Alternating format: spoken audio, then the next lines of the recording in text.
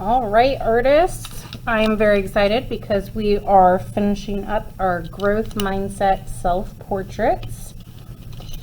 And we're going to do this by painting a watercolor background. So if you have not finished the hair, the eyes, the skin tone, the lips, any added detail like jewelry, and coloring the symbolism for growth mindset and positivity, you need to do that first. So we use marker here, crayons here, colored pencils, marker and crayons or colored pencils, and now we are going to paint the background. So I had blue on here at first, and I think it looked a lot better with just the blue, because if it gets a little too colorful, it might take away from all this other work that we've done.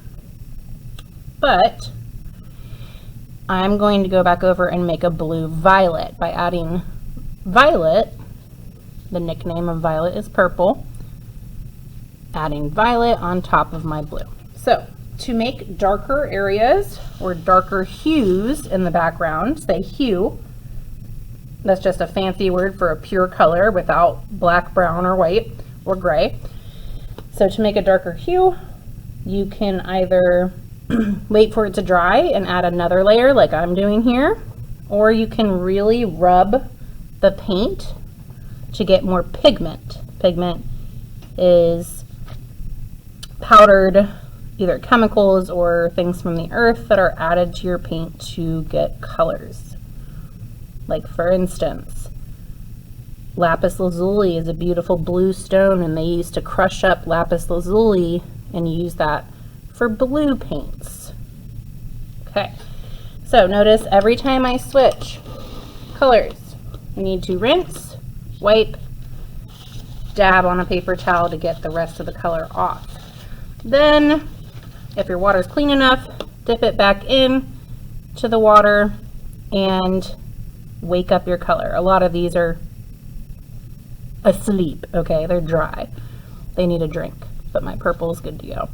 If you're going in small areas, you're using just the very tip of your brush to get the small areas, almost like the tiniest taps. We never want to feel the ferrule, say ferrule, hit the paper or the paint. So we go slowly around these outlines and then fill in the rest of the paints. If you want lighter colors, instead of adding more paint, you would add more water. Like for instance, I have a lot of people who are like, Ms. Radolinski, I kind of wanted pink. Well, we can do that by adding a little puddle of water, preferably clean. You can rinse out your water and get clean water if you want. And adding red. Usually we would add white and red, but with watercolors, to make it lighter, we can just add more water. All right, have fun. And remember, just about one or two colors. Don't get too crazy in the background.